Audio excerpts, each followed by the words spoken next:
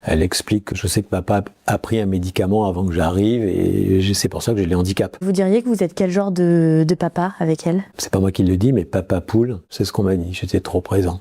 Bah ouais, mais ça c'est ma culpabilité. À chaque fois que je vois Margot, s'il y a quelque chose qui ne va pas, évidemment, ping, ça me le renvoie. Hein. Vous avez envie de vous énerver parce que vous voyez que votre fille n'y arrive pas. Elle vous regarde avec un air innocent et elle n'a pas tout de suite capté ce qu'il fallait faire. Je vais pas m'énerver parce que c'est pas de sa faute. C'est là que je me dis, punaise, c'est ce médicament. Je m'appelle Jean-Marc Laurent, j'ai pris de la Dépakine depuis 1999 pour une épilepsie accidentelle. Ce médicament est fait à base de valproate et à la naissance de ma fille, on a vu quelques années après tous les handicaps et les différentes déficiences dont elle est touchée, puisque il est reconnu aujourd'hui que ce médicament peut transmettre à travers le père de lourds handicaps à l'enfant.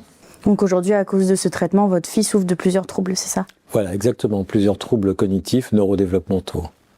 Et pour raconter au mieux du coup cette histoire, j'aimerais qu'on commence par donc évoquer ce traitement que vous avez pris pendant plusieurs années. Est-ce que vous pouvez m'en parler un petit peu Alors, pour remonter au début de l'histoire, en fait, j'ai eu une parasitose cysticercose. Pour faire simple, c'est un parasite qui s'est logé dans le cerveau lorsque je vivais à Madagascar. Et on a découvert lors d'une crise, il m'a provoqué une crise en France, on a découvert que c'était ça, que c'était dans le cerveau et non pas logé ailleurs. Et on m'a mis sous Dépakine directement, le neurologue de l'époque m'a donné 3 cachets par jour à prendre pour calmer les crises, pour empêcher d'en faire. Évidemment, c'est un médicament, lorsqu'on le prend pour cette maladie dont on maîtrise rien, parce que les crises peuvent arriver n'importe quand et n'importe comment. C'est un médicament qui vous change quand même, parce que au début, le corps doit s'adapter, vous avez des problèmes au ventre, j'avais perdu un peu les cheveux, etc. Et j'ai pris ce médicament pendant des années, de peur de faire des crises. J'ai fait des IRM, il y avait des contrôles et tout. Les médecins me refaisaient l'ordonnance pour prendre toujours des médicaments 3 fois par jour. Alors voilà, jusqu'à ce que beaucoup plus tard, j'apprenne qu'il y ait potentiellement des risques. Pour les femmes, c'est avéré depuis longtemps, mais peut-être aussi avec les pères sous traitement. Au moment où on vous prescrit ce médicament, les médecins ils évoquent des potentiels risques en cas de procréation ou des risques non, secondaires? Parce qu'aucune information, zéro avertissement pour ce qui concerne l'homme, rien jusqu'à très tardivement. Hein, on n'en parle que depuis 2-3 ans des problèmes avec l'homme. Et puis pas d'études réelles. Donc moi, je faisais confiance aux médecins, je prenais, et puis voilà quoi. Et est-ce que vous pouvez me parler un petit peu de votre fille? Comment est-ce que vous avez remarqué qu'il se passait quelque chose avec elle? En fait, lorsque Margot est née, c'est une enfant qui était très excitée, qui ne dormait pas beaucoup, on se posait beaucoup de questions, qui était maladroite. Bon, alors ça peut arriver à beaucoup d'enfants, mais elle tombait souvent, elle marchait pas forcément correctement. Puis en grandissant, quand j'ai voulu lui apprendre à faire de la balançoire, c'est toujours l'exemple flagrant que je donne, mais pour lui expliquer qu'il fallait avancer les jambes pour faire avancer la balançoire en bougeant les jambes, ça a été très dur, elle comprenait pas. Pour sauter d'un banc à l'autre, elle se laissait tomber. Bon, il n'y avait pas de réception en fait de sa part. Donc j'avais l'impression que l'information n'arrivait pas. Et puis elle a eu du mal à parler et elle mordait. Et en fait, ce sont les institutrices à l'école qui ont commencé à nous alerter parce qu'elles observent beaucoup les enfants. Elles font un super métier et elles nous ont dit Margot a apparemment un retard déjà en praxie pour tenir le stylo, pour dessiner, tout ça, par rapport aux autres enfants de son âge. Bon, au début, on n'était pas trop inquiets, on a attendu. Et plus on avançait dans l'âge, plus dans le parcours scolaire, on s'apercevait qu'il y avait un écart avec les autres enfants et Margot a dû suivre une scolarité pas du tout classique. À ce moment-là, quand vous découvrez ces premiers troubles, tout ça, est-ce que vous dites c'est peut-être à cause de la Dépakine ou pas du tout? Alors, j'ai eu le doute au moment où j'ai entendu parler de ce problème sur les femmes. Et en lisant la presse, en écoutant la radio, en entendant Marine Martin, qui a été la première à parler de ce scandale sur les femmes qui prenaient la Dépakine, je me suis dit, mais toutes ces femmes ont des enfants avec les troubles identiques à Margot, les troubles cognitifs et tout, et bon, moi je prends ça. J'ai tout de suite pensé, pourquoi nous, les hommes, on pourrait pas transmettre, mais il n'y avait rien.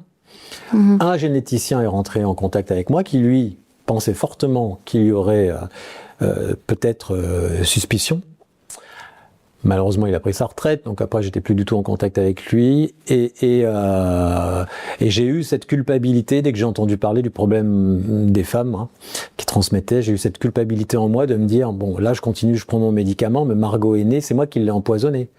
Et si vous voulez, vivre avec ça dans la tête, c'est compliqué. C'est compliqué pour continuer votre épanouissement, votre vie professionnelle, parce qu'au quotidien, vous voyez votre enfant. Et puis, c'est compliqué pour la vie de couple. Et puis, je me suis dit que être père, c'est pas être un... Être père, c'est pas apporter un risque toxique. J'ai eu de plus en plus de mal à vivre avec cette persuasion, mais j'avais pas les réponses scientifiques. En apprenant que c'est quelque chose qui pouvait être transmis par la maman, c'est à ce moment-là que vous avez commencé à vous dire peut-être que c'est mon cas. Mais je me suis dit, pourquoi est-ce qu'on parle toujours des femmes qui transmettent des problèmes? Ok, elles portent l'enfant, ça c'est sûr. On a toujours mis sur le dos, d'ailleurs, des femmes les problèmes potentiels pour les enfants, puisque c'est elles qui le portent. Ça vient de la mère. Mais non, mais nous, les pères, il y a forcément un père au début. En tout cas, naturellement. Et j'ai appris beaucoup plus tard et récemment que ça se fait à travers ce qu'on appelle la spermatogénèse. Voilà, que la fabrication des spermatozoïdes, grosso modo, est abîmée quand on prend la dépakine. Et si, lors de la fécondation, c'est celui qui est pas bon, voilà. Et comment ça s'est passé, le moment où vous comprenez, c'est officiel, que c'est à cause de votre traitement que votre fille vit aujourd'hui avec ces troubles-là? Alors déjà, ça s'est pas passé comme ça.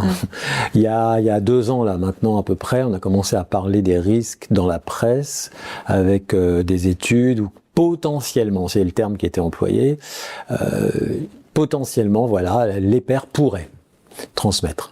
Alors là, ça a commencé encore à me raviver. Je me suis dit, il faut que j'alerte. Parce que s'ils commencent à en parler, même si c'est potentiel, il y a anguille sous roche. Ils doivent savoir des choses.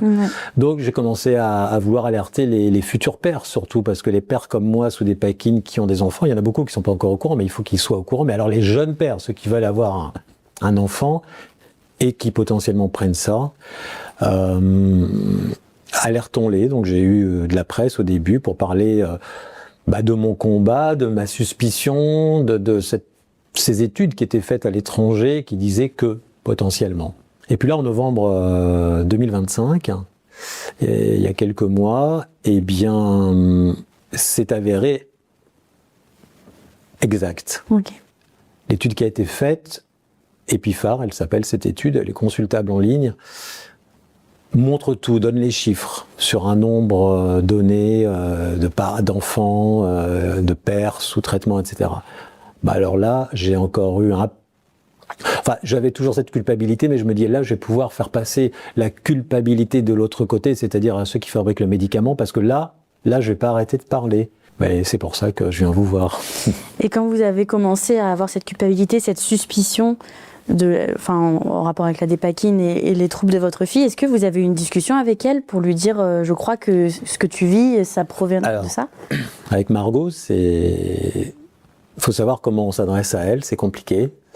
Elle a 17 ans aujourd'hui. Dans la tête, ça n'est pas la même chose. Donc on peut pas parler comme à une ado qui comprendrait tout. Il faut à la fois prendre des pincettes, expliquer avec des mots relativement simples. Et oui, on en a parlé, je lui ai dit, papa a pris un médicament. Alors, ma peur, c'était qu'elle se dise, papa, tu m'as empoisonné, sur un coup de colère.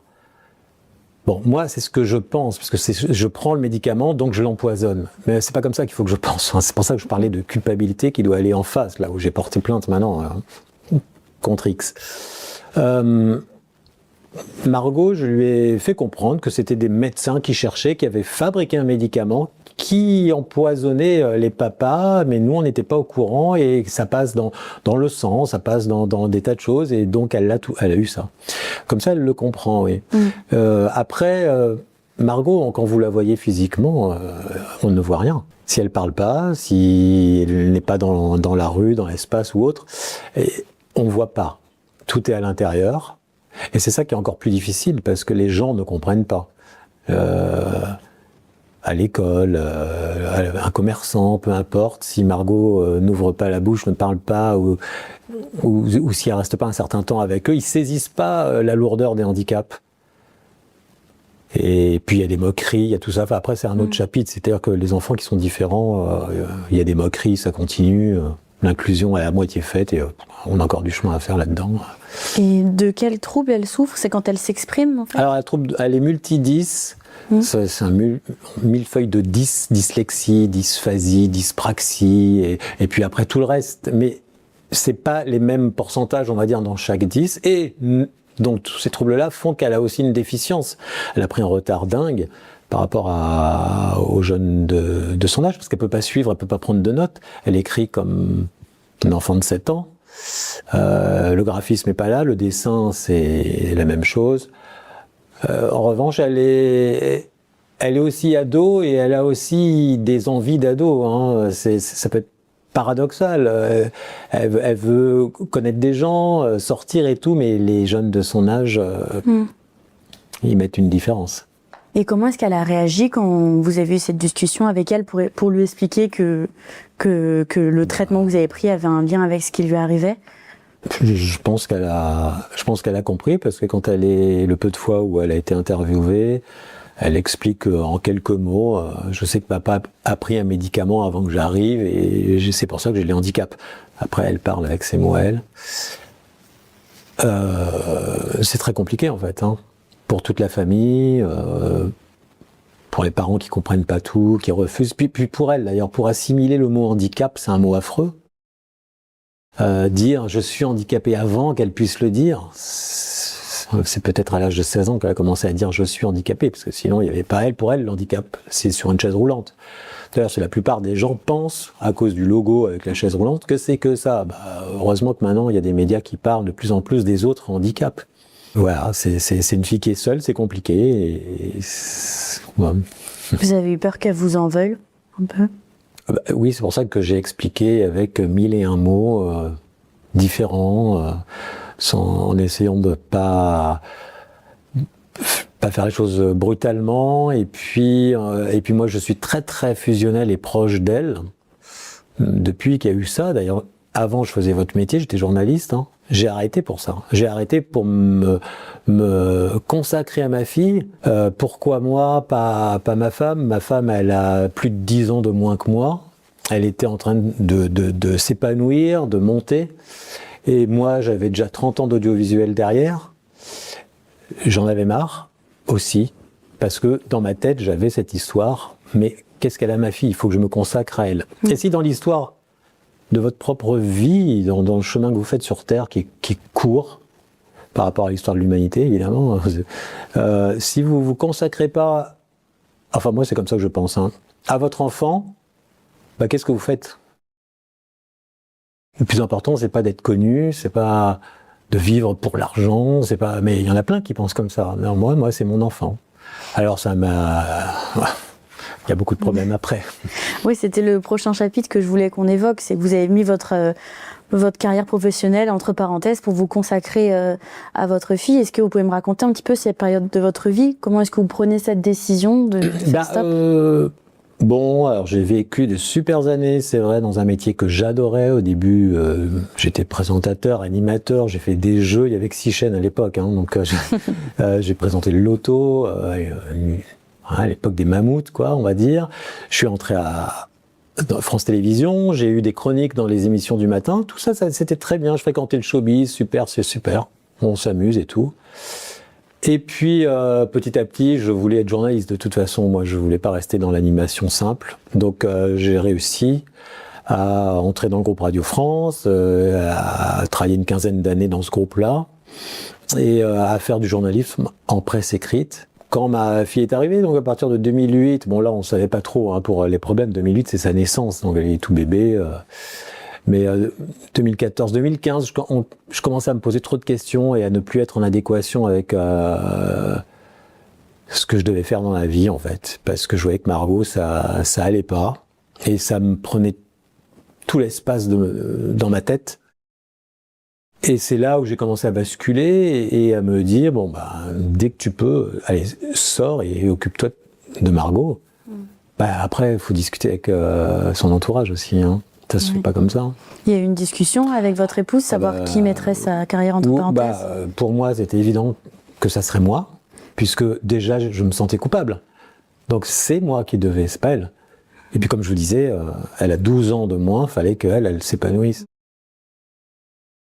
Bon, bah voilà, j'ai mis ça, entre parenthèses, et j'ai eu du mal à enterrer mon passé quand même dans la tête, parce que je sais vers quoi j'aurais pu aller. Mais aujourd'hui, je regrette pas d'être si proche de Margot, de lui donner de l'épanouissement et des choses qu'elle n'a pas. Voilà, je vais créer sa chaîne YouTube, avec elle, elle me donne des idées, elle essaye de faire des choses un peu différentes. Et comme elle dit, c'est toujours pour s'adresser à des enfants qui seraient comme elle hein, et qui ont besoin de vivre des rêves ou des choses positives. Ouais. Et de quelle prise en charge elle avait besoin, Margot ? Orthophoniste, psychomotricien, avoir un éducateur avec elle. Il y en a plein d'autres. En fait, elle est prise en charge par un organisme aussi. Mais Margot, elle ne se repère pas dans l'espace. Ça fait partie des handicaps. C'est-à-dire que vous la laissez, vous venez, je sais pas, ici, dans votre studio, on va ressortir, on va tourner vers le métro, on va revenir. Bon, si elle le faisait toute seule dès le lendemain, elle serait perdue, elle ne saurait même pas où est-ce qu'il faut aller. Okay. Elle ne sait pas prendre le tramway toute seule. Il faut lui expliquer 50, 60, 70 fois pour mémoriser quelque chose. Alors imaginez, par contre, elle a un sens visuel assez développé. Si vous allez dans un zoo et tout, elle voit des trucs que nous, on ignore et elle va vous les faire en dessin après, à sa manière. Ouais, il y avait ça, et voilà. Et en plus d'avoir arrêté votre activité professionnelle, vous avez aussi déménagé de la région parisienne, je crois. Oui. Donc tout ça, c'est vraiment énormément de changements. Comment vous l'aviez vécu ? Vous parliez tout à l'heure que vous avez dû laisser se passer, mais qu'aujourd'hui, ça vous fait plaisir. Vous avez créé un lien avec votre fille, mais j'imagine que sur le moment, ça a dû être un changement de vie totalement énorme. Ouais, on ne trouvait pas les structures sur la région parisienne, où il y a énormément de choses, certes, mais énormément de gens aussi, et énormément de demandes pour ceux qui ont des handicaps. Donc, il n'y avait pas la structure qui nous... On voyait bien que ça allait pas à l'école dans le système Ulysse, qui sont des classes adaptées.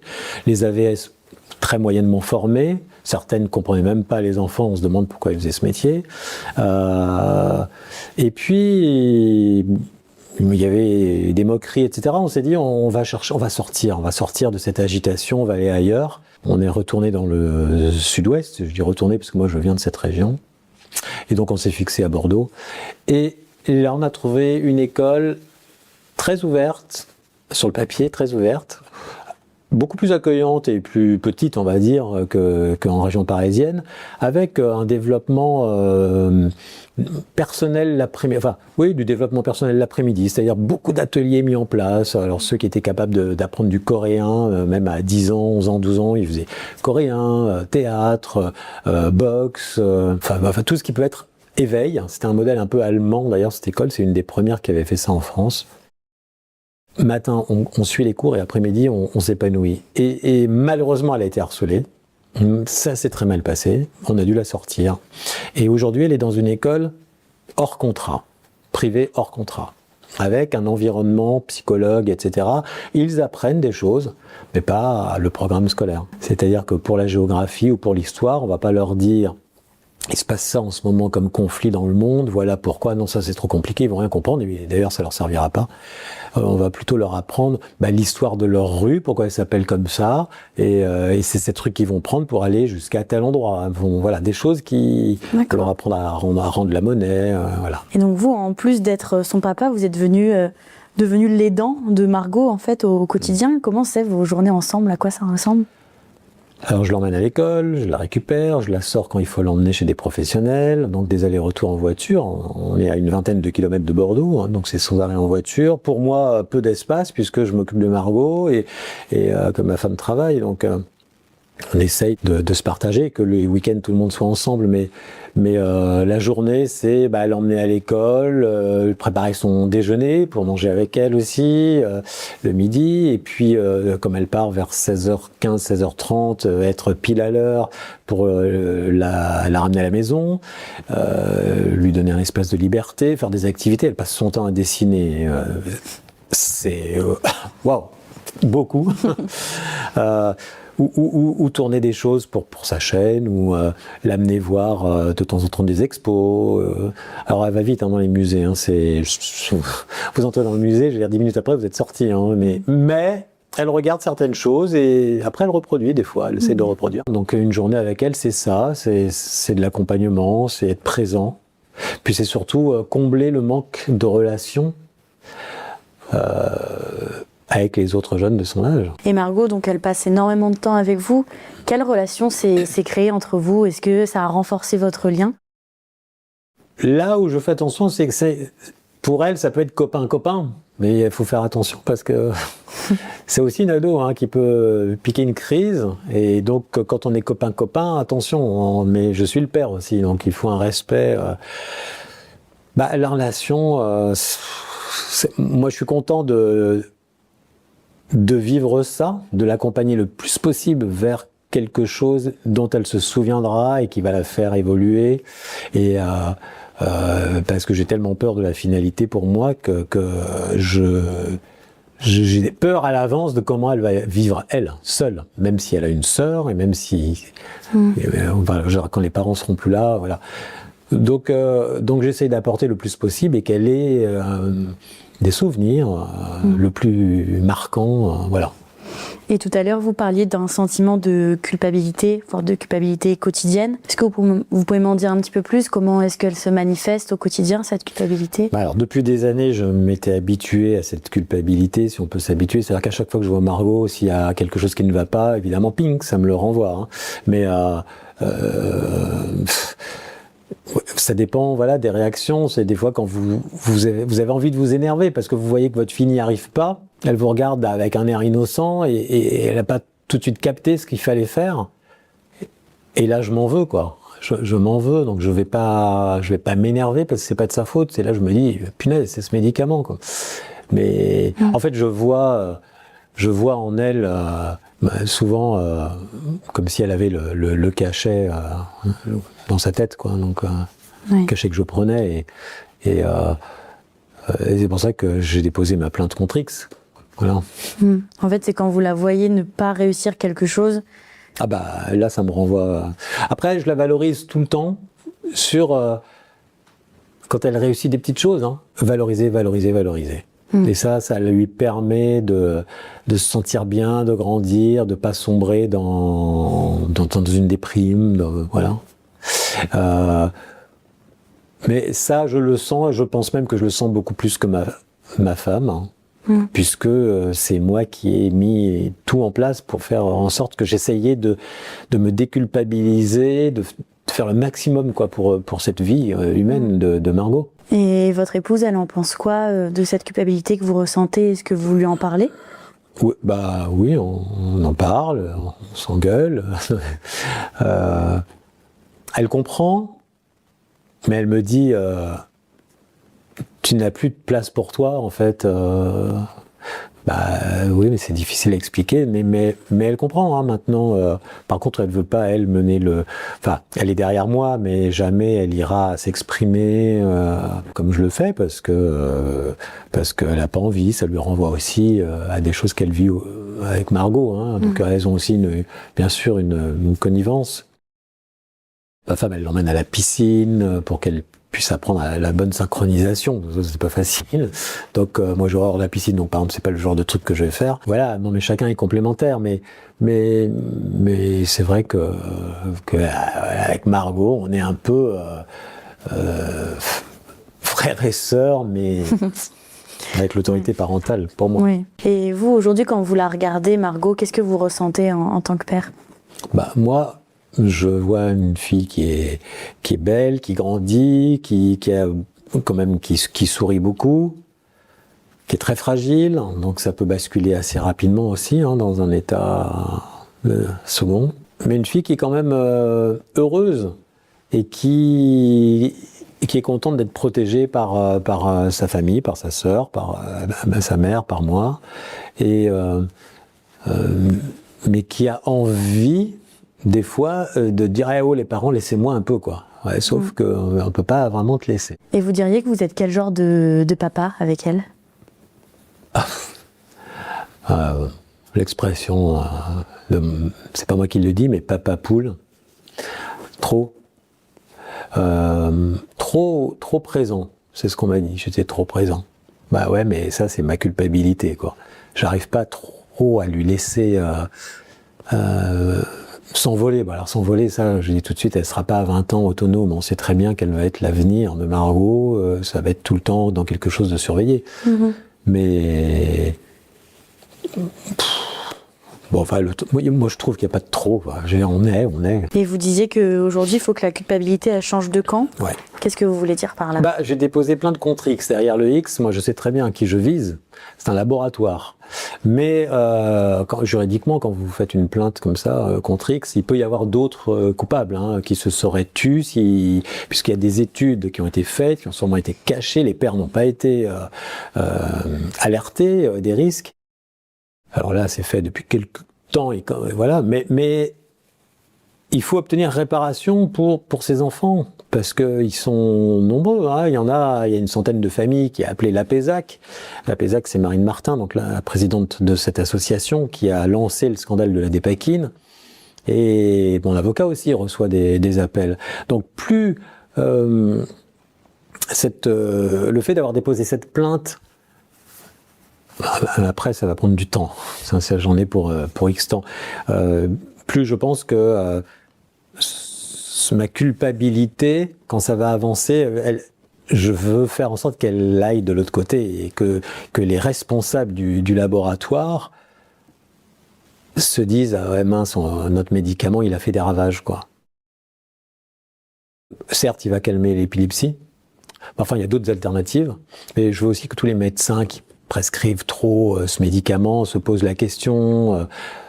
On aurait peut-être dû ralentir. Puis d'ailleurs, moi, si j'avais été au courant de moindre truc, je pense que j'aurais arrêté avant de faire un enfant, mais il n'y avait pas d'information. Et ce médicament, vous avez arrêté de le prendre aujourd'hui? Alors, j'ai arrêté il y a quelques mois, petit à petit, parce que d'abord, on m'a toujours dit, il ne faut pas arrêter du jour au lendemain, évidemment, un médicament, pour le cerveau, c'est sûr.